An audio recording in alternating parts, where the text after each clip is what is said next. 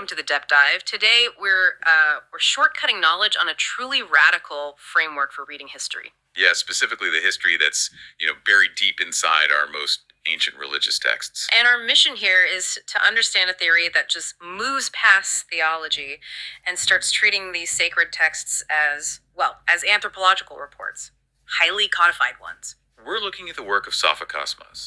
He's a thinker, a writer in cultural anthropology, and he's been called the founder of modern scientific atheism. Okay. And he has this new reading method for basically everything, from the Enuma Elish all the way to the Qur'an. And the foundational claim, the really big idea is this: these texts are not primarily products of some divine revelation. Not at all. He says they are the crystallized social memory of early human communities.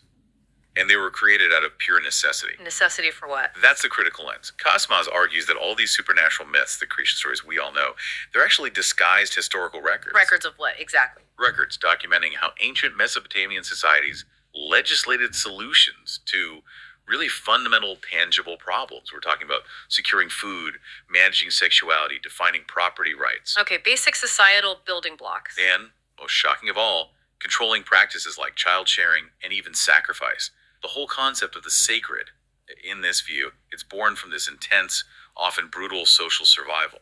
So if it's not just simple religious denial, what does modern scientific atheism really mean then? It's just a shift in the question you're asking. Cosmas basically steps away from the whole existential does God exist debate. Right. And instead he focuses on historical and scientific investigation. He asks when and why did these specific concepts, the divine, sacred law, the supernatural, first show up? His method treats religious texts like archaeological layers. You just dig down to find the very human social conflict that created the myth. Precisely. It's historical detective work. It's all aimed at recovering humanity's own forgotten origins. It reminds me of that quote of his. Oh yeah. Tanrı'yı aramak, insanın kendini hatırlamasıdır. Searching for the origins of the divine is, at the end of the day, searching for humanity's own collective and often forgotten social history. Okay, let's unpack the central key to his entire decoding system. Cosmas argues that the whole religious framework, from the Fertile Crescent onward, it all hinges on one thing. It does. It hinges on understanding this deep-seated rivalry and the whole dynamic between two ancient Mesopotamian groups. Yeah. The Sumer and the Akkad. And this ancient dichotomy becomes a kind of binary code. It governs everything, all the religious and cultural symbolism that comes after. So on one side you have the Sumer. They were the established agriculturalists, the earth people. Okay, the earth people. They're associated with Yer, which means earth or soil. Wow. Also with dark complexions, Karabashilur, and with night, Glera. And crucially, they are culturally coded to the right side. Sas. And their main figure. Their representative figure in the mythology is Adam or Dumuzi. He's the Yashian Ozotandri, the living sun god. And then you have the opposing force, the invaders, often. The Akkad. They are the nomadic pastoralists, the sky people. So they're associated with Gog sky or heaven, with lightness, Biaz, day, Gunduz, and herding, Chobanluk. And if the Sumer are the right, the Akkad must be the left side, Sol. And their key figure is Isa, or Jesus, the Ulumlutanra, the mortal god. So the new reading suggests that every time a text talks about the duality of heaven and earth, it's not about cosmology. It's not a cosmic description. It's actually an encoded statement about the social and political relationship, and usually the conflict between the Akkad, heaven, and the Sumer earth peoples. It just completely flips the entire narrative on its head. Mythology becomes political history. Cosmas is essentially arguing that scholars have missed this fundamental substitution for centuries. Guk equals Akkad, and Yer equals Sumer. That's the substitution. It's the skeleton key that unlocks why specific laws or ritual practices show up later in texts like the Torah. And this is where the theory really starts to dismantle traditional assumptions. So if we apply this code to the Torah, Cosmas identifies two completely distinct creation narratives in Genesis. He does, and he says each one maps perfectly to one of these two ancient societies and, their unique social problems. So where do we start? Let's start with the first narrative, the one that ends with the Tufan, the Great Flood. Cosmas links this one directly to the Akkad Gog society. The sky people. Yeah. The ones associated with the mortal god. Exactly. And, we usually read the flood as God punishing humanity for some abstract wickedness or just generalized sin. Right, but Cosmas has a much more visceral interpretation of the crime that warranted wiping everyone out. He argues the flood was punishment not for some abstract sin, but for the concrete, barbaric social practice of cannibalism, Wow. the eating of human flesh and the drinking of human blood. But let's just pause on that for a second, because that is a monumental claim. I mean, if communion, one of the most fundamental rituals in Western faith, is essentially a ritualized memory of ending cannibalism, It shifts the whole framework. it completely changes it from divine grace to historical necessity. How does he back that up? Well, he finds that the textual and archaeological records suggest that the social structure that produced the flood myth was actively trying to evolve past this practice. I mean, it was threatening the community's survival. The communion, the bread and wine. The ritual of communion, eating bread as a substitute for flesh and drinking wine as a substitute for blood, is, in this reading, a codified legal and social development. It's the community declaring, we are ending this barbaric practice. And I'm replacing it with a symbolic one. To ensure survival and to remember, it marks a massive cultural leap forward. So we move from cannibalism and the sky people's narrative to the second creation story, the one we all know, with Adam and Eve in the garden. This is the Sumer narrative, the one focused on agriculture and the living sun god. The story of Adam. Exactly. Adam, whom Cosmos connects directly to the Sumer fertility god, Dumuzi, the living sun. And this society faced a different, but, an equally dire survival issue. Which brings us to Kasmaz's most radical interpretation of all, the forbidden fruit. Right. He argues that the fruit of the tree of life, the Yasham Azakenyan Mevisi, is not symbolic fruit. It's not abstract knowledge. What is it then? It is the Ramin Urnu, the product of the womb, a child, a baby. The sin that caused the fall was, terrifyingly, child cannibalism, or more broadly, the practice of child sacrifice. My goodness. So the entire fall narrative is reframed as social legislation to stop the systematic sacrifice of the community's own children. That's the argument. But wait, what about the warning? You will die if you eat the fruit. Adam and Eve didn't die physically, not right away.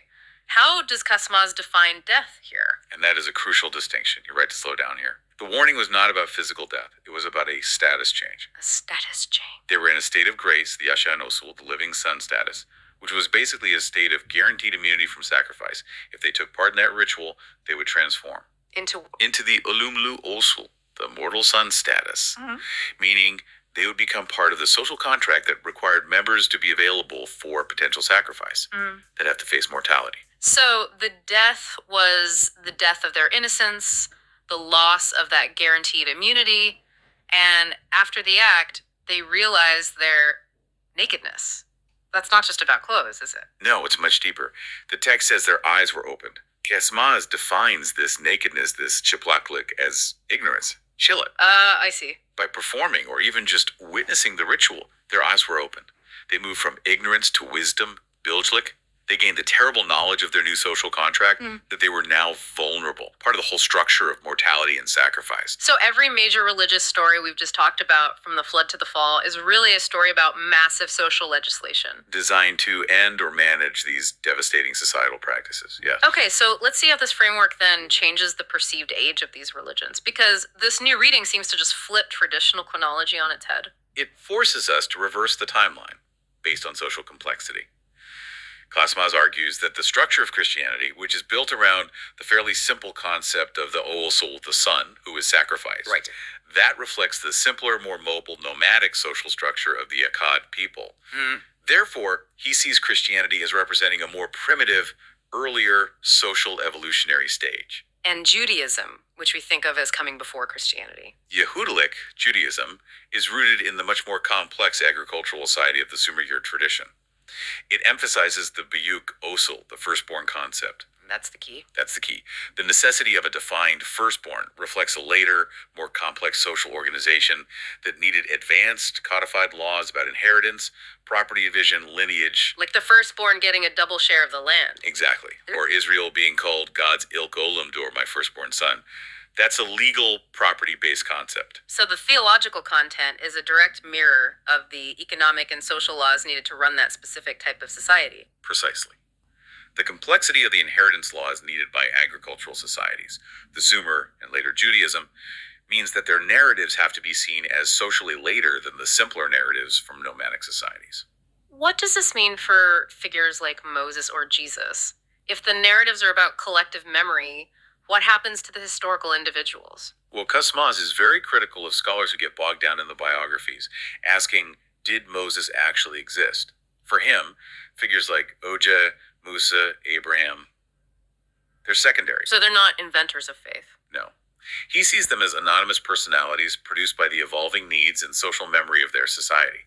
They become symbols designed to carry the weight of these new social contracts being legislated. And we can see that social evolution in the rituals themselves, like sacrifice. The ritual of Kurban, or sacrifice, is a perfect record of cultural advancement. The shift from human sacrifice and cannibalism, which Cosmas sees as culturally backward, to offering animals or plants. That was a huge step forward. A massive act of cultural development and sophistication. And the sources also hint at this fascinating idea about hadim, which is castration or circumcision. What about it?